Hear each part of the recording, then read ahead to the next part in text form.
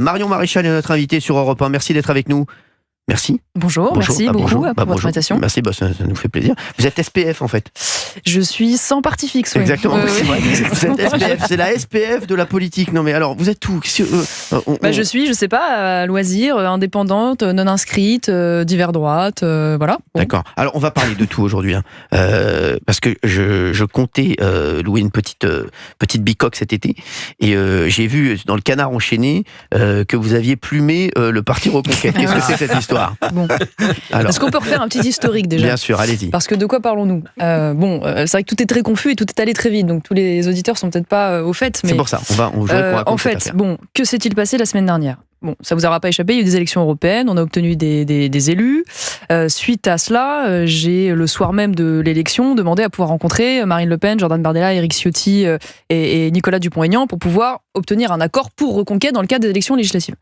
Tout s'est joué entre le lundi et le mardi, puisque en réalité les investitures étaient bouclées dès le mercredi pour l'ensemble des partis, je vais pas m'y attarder. Et il se trouve que malgré quelques avancées plutôt prometteuses au départ, confirmées d'ailleurs par Jordan Bardella et Marine Le Pen publiquement sur différentes antennes, il se trouve que l'accord n'a pas pu se faire. Voilà. L'argument qui m'a été opposé par Marine Le Pen et Jordan Bardella étant qu'ils ne souhaitaient pas travailler avec Éric Zemmour parce qu'il manquait de confiance à son égard. Je ne fais que répéter ce qu'ils ont eux-mêmes dit publiquement, parce que, de fait, c'est ce qui m'a été dit dans le cadre de la réunion. Suite à ça, il y avait deux choix qui s'offraient à nous. C'est très simple, il n'y avait pas d'accord. On peut le regretter, c'est comme ça. Mais donc, soit, on se disait, et ça a été le choix en effet d'Éric Zemmour, on présente un maximum de candidats aux législatives contre la coalition RN-Ciotti, soit, et ça a été mon choix, on n'en présente pas, pour ne pas diviser les voix, ne pas diviser les votes et ne pas prendre le risque de renforcer ainsi la coalition d'Emmanuel Macron et surtout de la gauche et de l'extrême gauche. Parce que moi, je ne voulais pas prendre la responsabilité historique de présenter des candidats qui pourraient être les 10 candidats qui potentiellement pourraient empêcher des deuxièmes tours et qui ensuite pourraient jouer sur le scrutin final. Voilà. Bon, donc suite à cela, je vais très vite. Éric Zemmour a décidé d'exclure donc l'intégralité des vice-présidents dont je fais partie, 4 eurodéputés sur 5, et donc me voilà devant vous, libre comme l'air et donc sans parti fixe. Et suite à cela, il y a un certain nombre de 500 000 euros. Voilà. Et donc suite à cela, un certain nombre d'amabilités, disons-le comme ça, sont distillées par voie de presse de gauche. Donc en l'occurrence dans le Canard enchaîné, où on explique que soi-disant j'aurais dilapidé l'argent de la campagne. Vous êtes fait beaucoup conseiller, c'est des frais de conseil, 500 000 euros. Je vais vous dire par 4 sociétés qui seraient des sociétés amies à vous. Je vais vous dire, vous auriez siphonné le parti. Voilà. Donc je vais vous dire, je trouve ça lamentable. Moi, j'ai fait de la politique pendant longtemps, j'ai fait plusieurs campagnes politiques. Ma probité n'a jamais été remise en cause. Je vais vous donner un exemple de l'absurdité de ce qui vous avez commencé par la villa à La Réunion. Oui. Donc parlons de ça, puisque je serais donc allée, je sais pas, me tourner les pouces à La Réunion pendant 2 jours aux frais de la princesse dans des villas à 900 euros. Vous étiez avec Anne Hidalgo? Sauf que voilà, bon parallèle.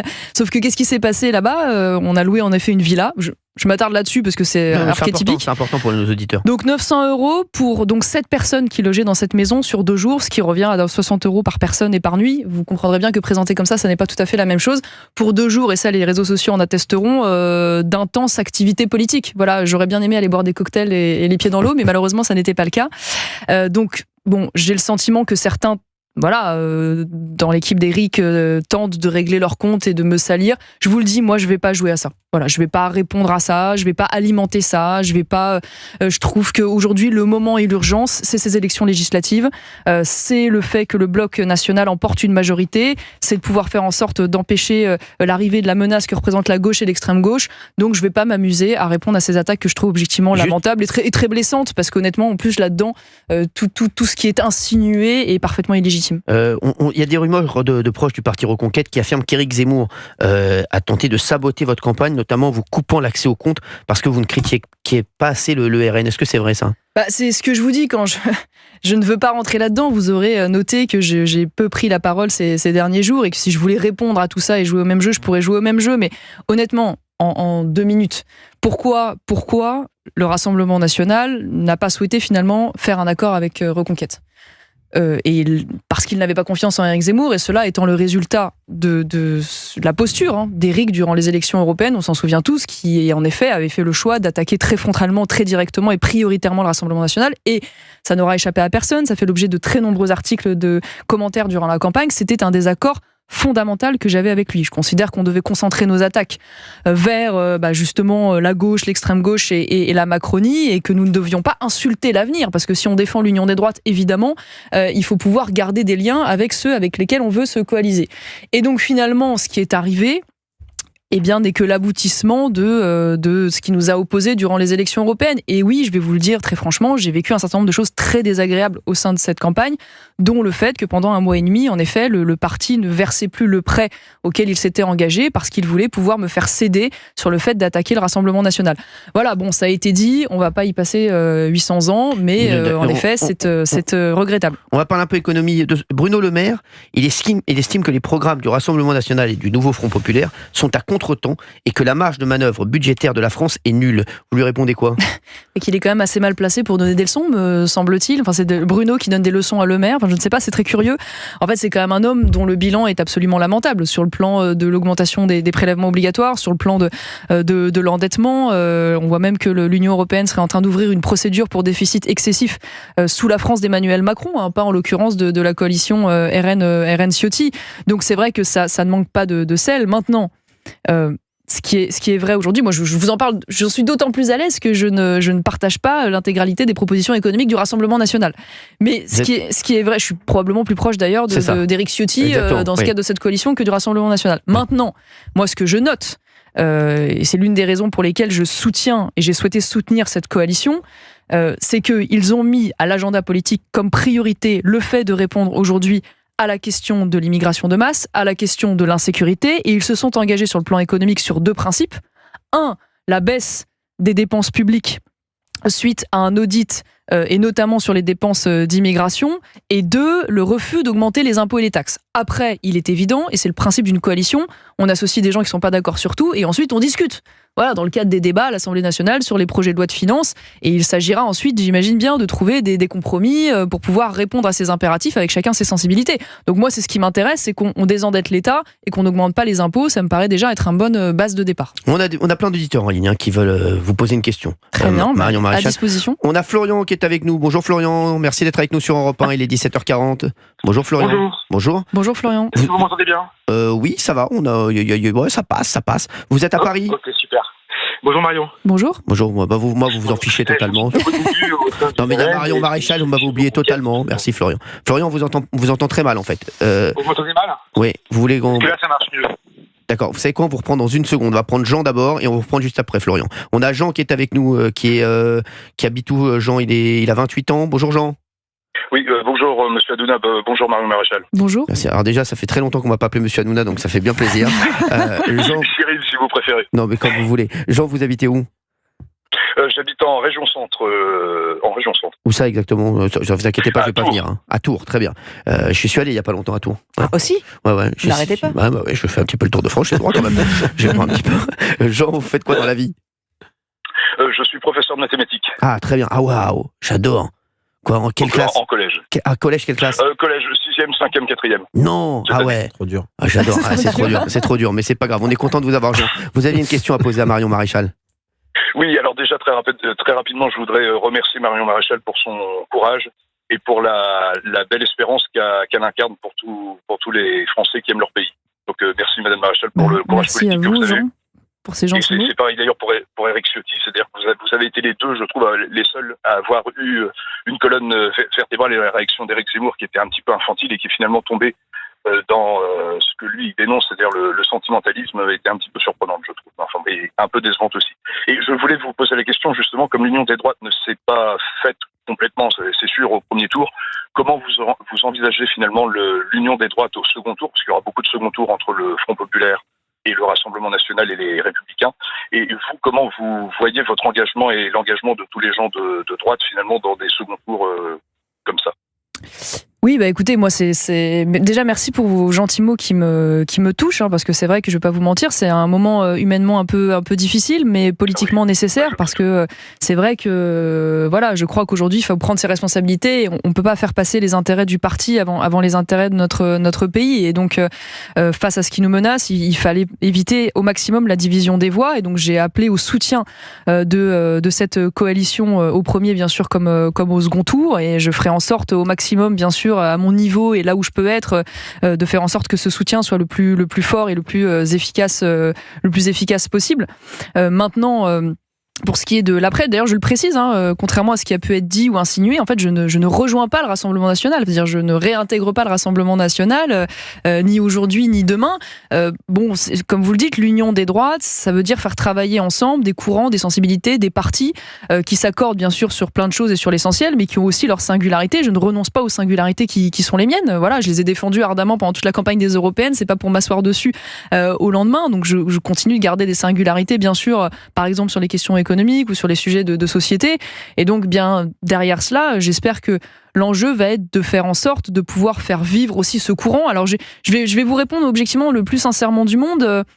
J'ai pas la réponse sur la manière, alors où je vous parle, puisque je n'ai pas de parti politique, voilà, et je n'ai pas la réponse exacte sur la manière de faire. Je pense qu'aujourd'hui, la priorité, c'est tout ce qui m'engage et qui mobilise mon énergie en ce moment, c'est d'abord ce moment des élections législatives, faire le maximum au mieux, voilà, pour faire en sorte que le Bloc national ait une majorité. Et ensuite, il sera toujours temps après, quoi qu'il arrive, bien sûr, eh bien, de réorganiser la droite et de recomposer la droite. De toute façon, vous l'avez bien vu, plus rien ne sera jamais comme avant. Voilà, enfin, LR est parti façon puzzle. La Macronie, c'est évidemment très compliqué. Les Républicains eux-mêmes, dans le courant, Éric Ciotti va lui-même, j'imagine, se reformer, se réorganiser. Donc, on verra à ce moment-là, selon la manière dont les choses évoluent, comment nous, on peut se positionner là-dedans pour faire peser évidemment le courant qui est le nôtre au sein de l'Union des droites. Merci Jean d'avoir été avec nous. Merci à vous. Merci beaucoup, et je vais peut-être passer faire 2-3 probas, un truc comme ça. J'adore les mathématiques. Moi j'étais numéro 1 en mathématiques. Ah oui, très mauvais. Moi. J'étais très fort en maths. C'est pas mon truc non plus. Très fort en maths. Donc vous me demandez, Jean, si vous avez besoin, je viendrai à vos côtés. Il y a aucun problème. Faites des cours de soutien ou pas? Avec plaisir. Je peux faire des cours de soutien si vous voulez également après les législatives, si vous voulez. N'hésitez pas. Je me reconvertis. Oui, merci. J'aime beaucoup les chroniqueurs, mais j'aimerais avoir des auditeurs en ligne. Voilà. Donc levez les mains, mais voilà, merci. J'aimerais qu'on ait. Alors on va avoir finalement, on va l'avoir Florian en ligne. Florian ? Oui, bonjour. Vous avez été acheter un nouveau téléphone ? Exactement, sur le téléphone. Bon, très bien, on vous entend beaucoup mieux là. Vous habitez Paris, c'est ça ? Ouais, exactement. Vous faites quoi dans la vie ? Je suis consultant. Consultant, ça veut dire vous consultez tout le temps, quoi. Exactement, je fais du consulting, je fais du conseil pour les clients, voilà. Très bien. Vous voulez poser une question à Marion Maréchal ? Ouais, j'avais une question. Bon, une première à laquelle il y a une réponse déjà initialement, et donc j'en ai une deuxième. Marion, bonjour. Donc, dans le cadre de votre départ de Reconquête, qui a été senti pour beaucoup comme une trahison, ma question est la suivante, elle est assez claire, on m'a demandé de l'être. Est-ce que vous avez déjà pensé, ou est-ce que vous avez eu l'idée même de renoncer à votre mandat européen, vu la circonstance ? Bonne question. Oui, vous avez raison de me poser la question. Maintenant, je n'ai pas trahi, je n'ai pas quitté d'ailleurs Reconquête, j'ai été exclu de Reconquête. Voilà, au moment où je fais ma déclaration et sur la divergence qui nous oppose avec Éric sur le fait de présenter ou non des candidatures Reconquête face au Bloc national, je le fais au nom de Reconquête, enfin en tant que Reconquête et sans l'intention de quitter Reconquête.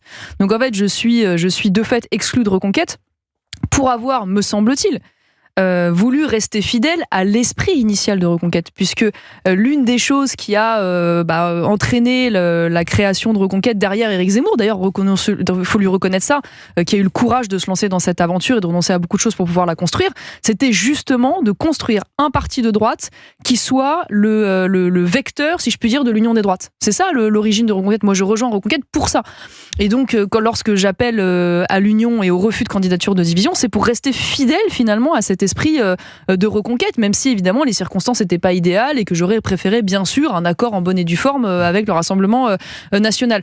Donc je considère que j'ai pas à démissionner du mandat qui est le mien à partir du moment où j'ai été exclue, et 2 surtout, j'ai fait ça pour rester précisément cohérente et fidèle à ce que j'ai toujours défendu depuis que je suis arrivée à Reconquête, et même j'ai envie de vous dire avant d'être à Reconquête, puisque je défendais déjà l'union des droites quand j'étais au sein du Rassemblement national, un peu seul contre tous, il faut bien le dire à l'époque, et donc à partir de là, je continue le combat, tous les combats d'ailleurs pour lesquels je me suis mobilisée durant les élections européennes et qui continuent au Parlement européen avec le groupe qu'on a intégré, les conservateurs et réformistes européens. Merci Florian d'avoir été avec nous, ça vous va ? Merci beaucoup. Merci d'avoir été avec nous sur Europe 1. On est sur Europe 1, il est 17h47. Il nous reste encore quelques minutes avec Marion Maréchal. Oui, il y a la question de Gauthier Lebray. Non, mais pour rester sur l'exclusion, le soir, quand Éric Zemmour vous exclut, il vous appelle Marion Maréchal Le Pen et il dit que vous êtes pour le regroupement familial avec votre tante. Comment vous avez vécu ces attaques ? Écoutez, je trouve qu'elles sont blessantes. Voilà, elles sont blessantes et surtout elles sont illégitimes parce qu'en fait, le problème, c'est qu'Éric Zemmour présente la chose comme s'il s'agissait d'une affaire de famille, là où il s'agit d'une divergence politique. Voilà, je l'ai expliqué en long, en large et en travers, divergence politique. Il voulait présenter des candidats contre le Bloc national coûte que coûte. Je ne voulais pas qu'on en présente. Voilà, il ne s'agit de rien d'autre que cela. Et une fois de plus, je le dis et je le redis parce que ça n'a pas été forcément clair pour tout le monde et sûrement aussi de mon fait d'ailleurs. Je ne rejoins pas le Rassemblement national et j'ai pas négocié, je sais pas quoi, un poste de ministre en échange d'une je ne sais quel soutien. Enfin, voilà, je l'ai fait simplement par cohérence. Je le redis parce que je ne veux pas porter la responsabilité de présenter des candidats qui pourraient coûter des deuxièmes tours aux candidats du Bloc national. On ne sait pas ce qui va advenir dans cette élection. On ne sait pas quelle va être la participation. On ne sait pas qui va se mobiliser par rapport aux autres. Donc moi, je veux pas prendre ce risque. Voilà, quand je vois les dingues, les fous, les islamistes, les antifas, ceux qui veulent organiser le chaos économique, les antisémites et j'en passe et des meilleurs qui se trouvent aujourd'hui dans le nouveau Front populaire, je suis désolée, mais enfin moi voilà, je veux pouvoir dormir sur mes deux oreilles et dormir sur mes deux oreilles, c'est donc être cohérente et défendre la coalition la plus cohérente avec ce que je défends, tout simplement. Vous avez des contacts avec votre tante maintenant ? Mais en réalité, parce que on s'était vu il y a quelques mois, vous m'aviez dit que vous ne l'aviez pas. Ensuite, il y a eu cette fameuse question, Éric Zemmour et Marine Le Pen sont sur un bateau, lequel sauvez-vous ? Et en rigolant, vous m'avez dit... vous m'avez pas arrangé les relations avec Éric à ce moment-là, je vous en remercie. Ça a peut-être été le déclencheur. Oui, le déclencheur... J'aurais dû dire qu'ils savaient tous les deux nager et puis qu'ils se démerdent parce que... mais est-ce que maintenant vous l'avez plus au téléphone ? Est-ce que maintenant vous parlez régulièrement ? Alors, je vais vous faire une révélation. Les Le Pen sont schizophrènes. Voilà, donc vous savez, chez nous, on a une vie publique et on a une vie privée. Donc on peut, dans la vie publique, être concurrent politique, voilà, ne pas s'épargner les choses, faire valoir les divergences. Et dans la vie privée, eh bien, on garde des liens, une affection, une tendresse, une communication. Et donc ça fait longtemps déjà avec Marine qu'on a gardé des liens sur le plan familial. Parce que vous savez ce qui se dit dans le camp Reconquête ? Il se dit, de toutes les façons, elle aime trop sa tante. Et elle voulait absolument aller la rejoindre. C'est une affaire de famille. Oui, mais c'est ce que je dis. On ramène à quelque chose d'affectif et de familial, ce qui relève de la divergence politique. Maintenant, oui, excusez-moi, j'aime ma tante, oui. Oui, enfin, j'aime ma mère, j'aime mes cousins, j'aime mes cousines, enfin, j'aime ma famille de manière générale. Voilà, mais ce qui ne m'empêche pas de faire la part des choses. Enfin, vous savez, si j'avais voulu rejoindre le Rassemblement national, j'aurais pu le faire à de très nombreuses reprises. Et j'aurais pu le faire aux dernières élections présidentielles, j'aurais pu le faire après avoir quitté la vie politique en 2017, j'aurais pu le faire après les 7% d'Éric Zemmour à l'élection présidentielle, j'aurais pu le faire aux élections européennes.